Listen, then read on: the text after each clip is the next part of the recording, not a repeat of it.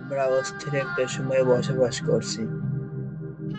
বস্তুবাদের চোখ ধাঁধানো আলো, প্রযুক্তির নিয়ন্ত্রণে মানুষের জীবনটা গিনিপিগের মতো হয়ে গেছে। প্রতিনিয়তই তাকে নিয়ে এক্সপেরিমেন্ট হচ্ছে। সে হাসছে, কাঁদছে, নাচছে, সবই যেন অন্য কারো ঠিক করে দেওয়া নিয়ম, অন্য কারো ইশারায়। তার জীবনের কোনো উদ্দেশ্য নেই, সে এসব নিয়ে ভাবেও না, কিংবা তাকে ভাববার ফুরসত দেওয়া হয় না।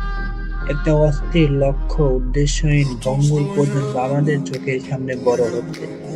এরা জীবনের অর্থ কি জানে না। পরীক্ষার ভালো করতে না পেরে প্রেমিক প্রেমিকার কাছে ফেসবুকে ব্লক খেয়ে, মায়ের বকুনি খেয়ে এরা আত্মহত্যা করে বসে। এরা জীবনের মূল্য বোঝে না, নিজের মূল্য বোঝে না। এরা পরিবর্তনকে মনে করে বোঝা। এরা অন্যকে দেখে অন্যের মতো হতে চেয়ে অন্যের সাথে নিজেকে তুলনা করে বাঁচে। কিন্তু এরা তো বেঁচে থাকা নয়। আমাদের জীবনটা এত সস্তা নয়।